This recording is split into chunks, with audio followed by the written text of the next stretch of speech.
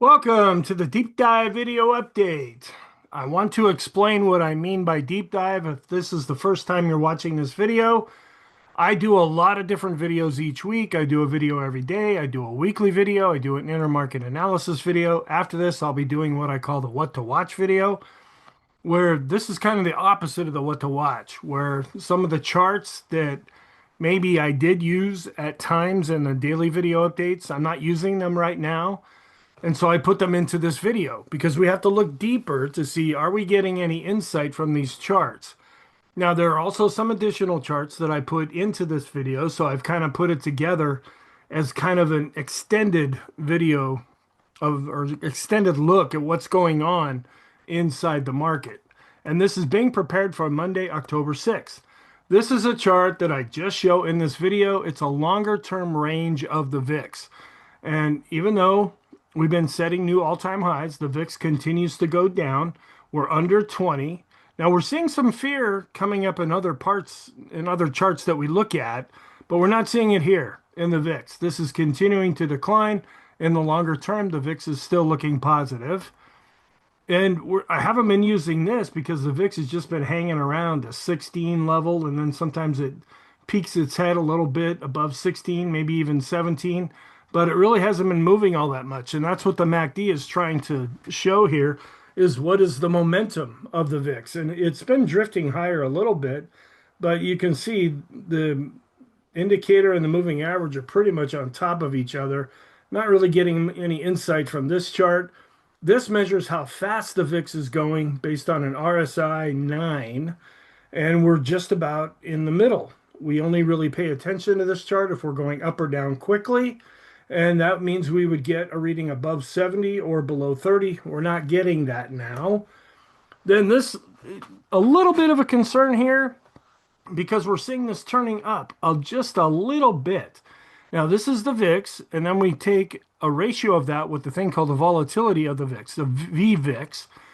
And in the context that we've been watching this, as we've been coming up out of the April lows, this line has been coming down.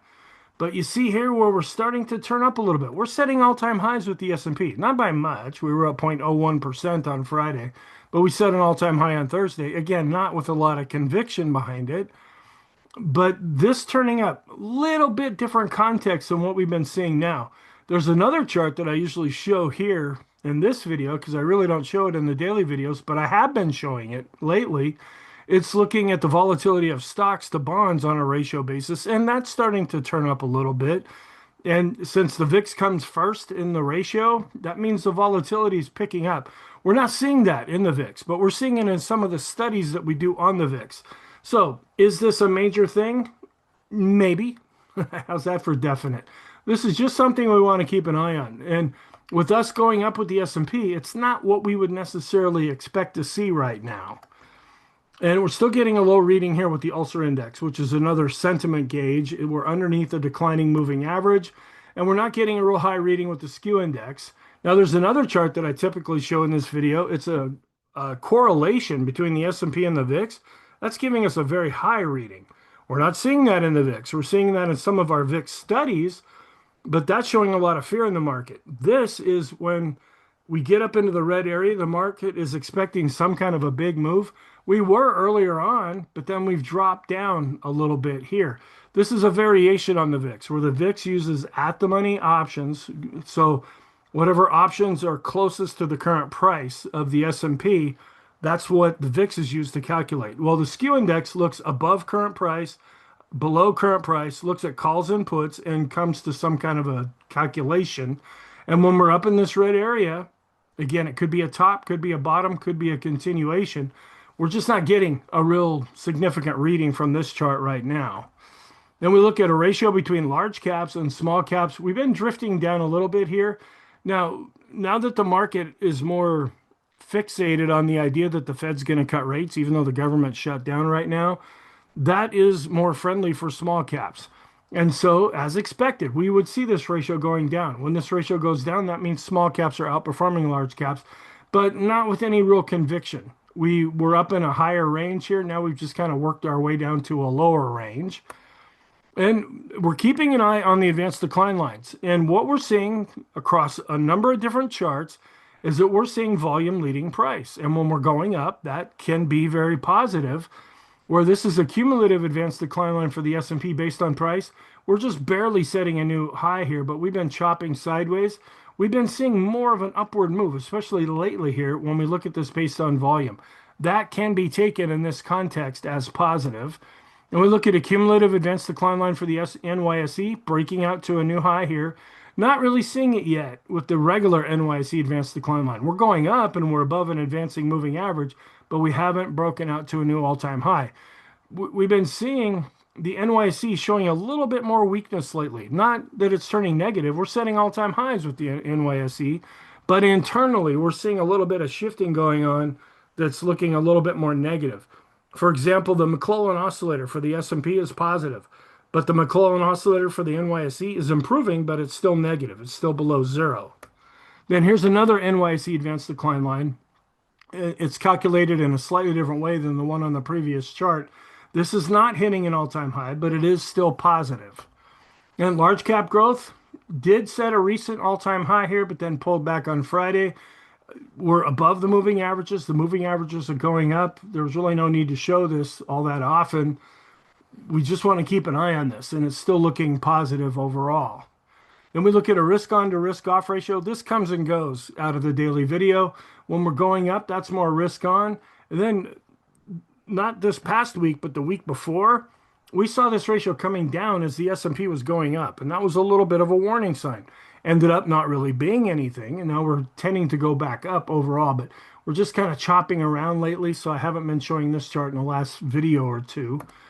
And this is just a percentage basis. I have this just for this video only, going from the October 2022 low, the October 2023 low, and how much we're up on a percentage basis from the April 7th low. This is looking pretty good. This is an advanced decline ratio short term based on 19 periods. We're above zero and going up based on price. We're also above zero based on volume. So we're seeing things a little more positive. You could make a case to say that the volume line is going up a little bit quicker than it is going up with price. That would even be more positive. Then we look at a 5-period moving average of the highs and lows across the broad market. Not back to all-time highs yet, but we haven't dropped below zero. We have pulled down a little bit here, but for the most part, we have been going up. And this is positive, a little bit longer term across the broader market. And we look at a momentum to S&P 500 ratio, and this is coming down now, where when the S&P goes up, this ratio actually has a tendency to go down. When we were really going down earlier in the spring, this ratio was just screaming to the upside. There were stocks that tend to hold up better when we were going down. Now that we're going up, these stocks can quite often underperform. US to international stocks, still pretty much within a range, kind of getting to the lower end of that right now. Then technical alerts, these I go through them in the daily videos day by day. I don't spend a ton of time on them, but we look at a bunch of different indexes. TSX, that's Canada. But when you see a lot of red, that's negative. You see a lot of green, that's positive. And it starts at the bottom with Monday and ends at the top with Friday. And these are all the alerts. And you can see things were more positive, especially right after the open. You can look at the time over here on the side as well. And so we just kind of get a color idea of what's happening, either positive or negative. Then we look at index technical scores. You can apply these to stocks or sectors. I don't know about mutual funds, but they score the chart on a scale of 0 to 100. The higher the score, the better looking the chart. I use this to rank 6 different indexes. And first of all, coming in first place, this is the ETF for the NASDAQ composite. It's coming in first place at 89.4. When it's really strong, we would be up into the 90s. We ticked down just a little bit on Friday since the NASDAQ was down. In second place is the NASDAQ 100. It's been underperforming going back to last spring, but they're both doing quite well. Both, when I say both, I mean the NASDAQ 100 and the NASDAQ. But coming in second place at 86.6. And then we have small caps, which have been improving. They like this lower interest rate and potentially lower interest rate environment. So we've been seeing some strength there coming in at 82. Then we have the S&P, which is big stock. They are big stocks, but it's balanced between growth and value coming in at 74.9. Then we have the Dow, which set an all-time high on Friday, but not really showing an awful lot of strength on a technical basis.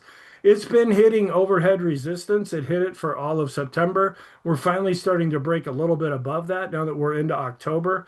And so that's improving the overall score, but it's coming in at 56.1. And then in last place are the mid caps. Now, what's interesting is I also do growth to value ratios. And we look at the growth to value ratio for the small caps. We're in danger of seeing a death cross with that ratio. We want that ratio to be going up if we're more positive on the small caps. Now, the mid caps, they've been just chopping along sideways when you look at the index itself, but they have a pretty strong growth to value ratio. So we're kind of getting some mixed signals here when we compare mid caps and small caps with each other. A short-term rainbow, 10 periods to 50 periods. We're above all the lines. All the lines are going up. Short-term trend is positive. We want to keep an eye on the 20 period simple and exponential moving average. We're getting kind of far away from it here now. Not too far away. We were getting a little bit, and I have this thing called the boom indicator, which measures price in relation to the moving average. And it's set up like an oscillator so that when we get too far away, price has a tendency to come back. But any kind of a pullback that we've seen since we hit those April lows, it's all been dealt with at the 20 period moving averages.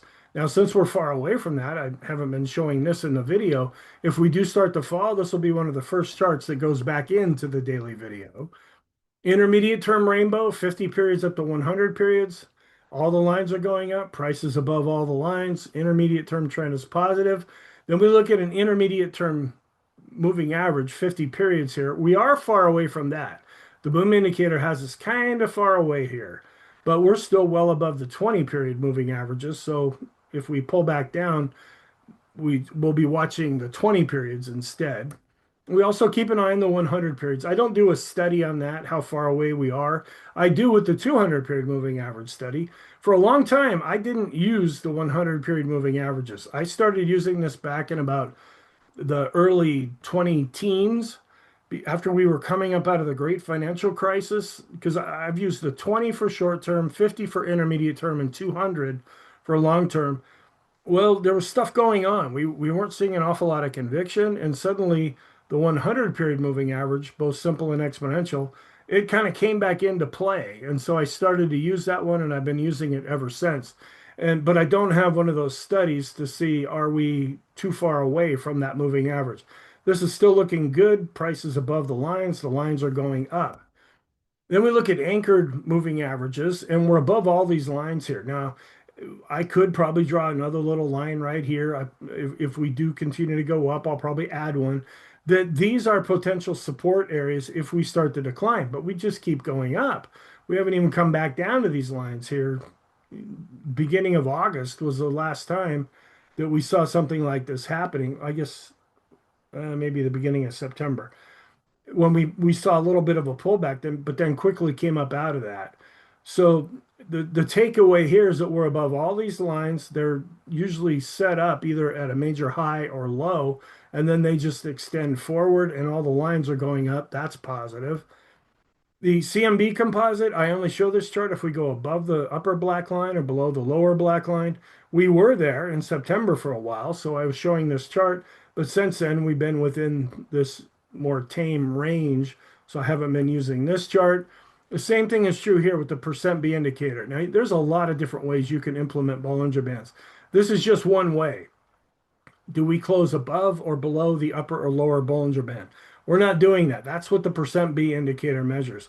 We did back in September. We were up here for a few days, but now we've been able to work that off. We're still positive, though, because we're above the midpoint. Connor's RSI, very similar to a regular RSI. We look for an extreme positive or negative reading. Not getting one right now. And I had to shoot this forward a little bit. It goes from 3 years to 5 years. So some of these words are kind of over top of each other. These are just eyeballed percentages. How much have we gone up since the 2022 low? And then how much are the pullbacks that we see somewhere along the line? So again, I have to eyeball this, so it don't go with this as these are actual very precise numbers here. But what we'll be watching for is if we do start to come down, we'll be watching the percentage once we put in a new all-time high and then start coming down. We'll measure that on a percentage basis to see, okay, are we going to get down to 10%? Are we going to go all the way to 20%? Because you can see other times the market pays attention to this quite a bit, but there's really not much to pay attention to right now. And we look at a long term highs and lows for the S&P 10-day average. This had gone up and was looking a lot more solid. Since then, it's been pulling back, but recently it's been starting to bounce back up. So it's showing a little bit of recovery after it had been declining, even as the S&P was going up. We look at the S&P 500 and compare it with the S&P 100. Not really seeing anything out of the ordinary here. Mass index is not generating a signal. It's only happening when we get to the dash line, the red dash line or the blue line. We're not there. Standard deviation, this measures speed, either up or down or below a declining moving average. No need to show this chart. A long-term rainbow, 50 periods up to 250 periods, as with the other rainbow charts. Lines are going up, prices above all the lines. The long-term trend is positive. Then a daily chart of the special K. We had a signal generated right at the beginning of August where we crossed back over positive. I don't show this in the daily videos because we don't get very many signals with this chart, but it is positive. Then we look at an apples to oranges comparison. We have the S&P going up and then the NYC advanced decline line. Now, this is underperforming a little bit here. The red line's below the bar chart. They are going up though, so it's not like it's turning negative. But you can see other times when the broader market was outperforming, the red line actually went above the bar chart, even though they're on different scales. When we look at the weekly chart of the S&P, weekly chart of the German DAX, we're actually working our way back down to neutral. Seeing a little bit of a disconnect recently. And then this is a 20 period simple moving average of the open, high, low, close. One more above it, and we start to decline. Typically, one of these lines, a mini rainbow here, it will act as support. And you can see we've been bouncing up off of that recently. We're above this rainbow, and the rainbow's going up. So unless we start to decline, I won't see a need to show this chart. Same thing here with the Ichimoku cloud. In the short term, the green line going up, even though we flattened out on Friday. We still see the intermediate line, which is in blue, above the long-term line, which is in red, and we're above the cloud. If we start to decline, we'll see what comes into play on this chart. Currently, it's not telling us anything that we're not seeing elsewhere. Then we look at the VIXN, which is the volatility for the NASDAQ 100. I don't use this chart all that much because I focus on the S&P. This is the QQQs, which is the ETF for the NASDAQ 100. If we start to fall, we'll be watching these moving averages, a 20, 50, and then way down here is a 200 period moving average. And we're well above them. So unless we start to decline, there's been no need to show this chart. Then we look at the S&P on top and then a growth to value ratio here, Qs to diamonds, growth to value. And we see that there's a pretty strong correlation. It did drop down a little bit here, but they're having a tendency to go in the same direction. Meaning when this chart is going up, that means growth is outperforming value at the index level. The Dow setting new all-time highs, the transport's going sideways. And then another ratio here, regional banks, smaller banks to the financial sector. Now, the financial sector is still underperforming the S&P, and even more so over the past week. This is holding up okay. We saw enough of an upward thrust here to generate a golden cross, but it's not showing an awful lot of strength. But currently now, it's not showing a lot of weakness either. Bank ETF, it had been going sideways for quite some time. We drifted down to the 50-day moving average. We are so far holding up above that. If we can bounce up from there, that would help this chart improve, and then the previous chart would also look a little bit better. Then a ratio between energy to the 10-year yield, just chopping along sideways now. Not really getting any insight here. Gold to the S&P, as long as we're below this yellow declining trend line here, there's really not much of an insight that we get from this. If we come all the way back up and connect with wherever this trend line is at that time, this has already acted as overhead resistance multiple times. We'll see if it ends up doing that again. Emerging markets to developed markets, we saw emerging markets doing better, and they're still doing okay. They're setting all-time highs when we look at the EEM, which is an emerging markets ETF, but we've been dropping down a little bit here, but emerging markets have been performing better. Then we take the 10-year yield in the US, subtract the German 10-year yield. That gives us a line up here on top, and it's above zero because US rates are higher than German rates. And we plot it with the US dollar. And then we see that the correlation was actually really going away there for a while. They were going in opposite directions. Now we're getting back up into this blue area. And believe it or not, as strange as this sounds, you're looking internationally at interest rates and then the dollar index, and there's a pretty high correlation between the two. We were a little bit concerned when we got down to this red area a week or so ago, but now it's getting back up to into what we normally see for this chart.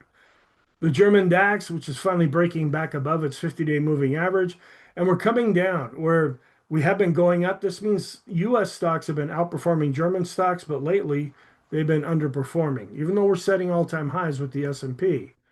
Long-term range of change charts going back 250 periods, still looking pretty solid there. Also 250 periods here going up, but this goes back further all the way to 1980. Long term, still looking good. Then this is where we look at our charts to say what's the market saying about inflation. When this ratio is going down, when we look at cash to 3 to 7 year bonds, that means the market on a short-term basis is not concerned about inflation or interest rates. Also, range bound coming down a little bit here. We look at tips, which that's what folks get into when they're worried about inflation and interest rates. When they're not worried about that, they don't get into tips. They lock in a longer term yield with 3 to 7 year bonds. And we've been going up and down a little bit, but not really showing any conviction. The takeaway from this to me is that the market's not worried about inflation.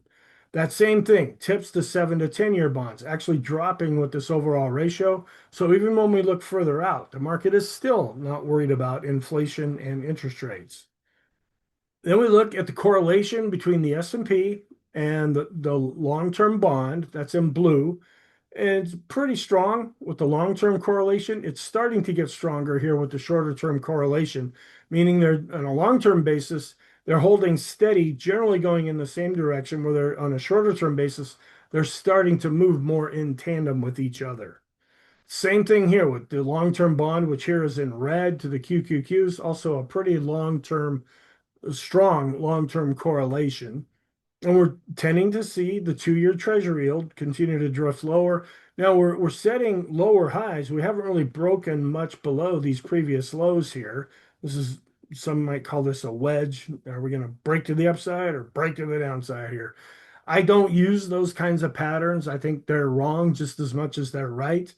And then no matter how many lines you draw in here, you can justify coming to a certain conclusion. Retail, which is still in an uptrend. We're still holding up above the 50-day moving average. That's the chart that's in the middle. We're seeing some improvement here after underperforming when we do a ratio between retail and the S&P, but now we're starting to pull back, but we're still in a more or less an uptrend here with this overall ratio. Then we look at some different ratios between sectors. Now, Tesla got hit really hard on Thursday after they reported earnings. Their report was great, but forward looking, the market didn't like that. We're kind of topping out here with the weighted version of discretionary to staples. A little bit of topping out too with the equal weighted version of discretionary to staples, but they're still looking pretty solid. And then tech to utilities, pulling back just a little bit because utilities have been going up. Tech has been underperforming recently here, and that's why we're seeing this ratio coming down a bit. We look at biotech, which is growth, to healthcare, which is value. Biotech was really outperforming. It pulled back. Now it could be starting to improve. What's a little bit of a concern here is hotels to utilities. Hotels are discretionary. You don't have to stay in a hotel. You can sleep in your car if you want to, or you have to have utilities no matter where you are. This had been doing better with this ratio going up, meaning hotels were outperforming, but now we're seeing them really continue to underperform here. So we like it when we're going in one direction with all of these different ratios. This one is kind of an outlier right now. Then what we call bellwether industries here. On the top, we look at semiconductors. They're setting new all-time highs. We're improving with the home builders as interest rates have been coming down. Seeing a little bit of a move up, but we've been range bound with the transports. Retail, after pulling back a bit, has been showing some signs of improving here. And then the regional banks drifting a little bit and possibly bouncing up just a little bit recently. And we look at the Eurozone. Again, this is another apples to oranges comparison. So European stocks to American bonds showing how stocks are underperforming, outperforming even internationally. And then we have the percent of stocks in the S&P above their 200-day simple moving average. We're above 50.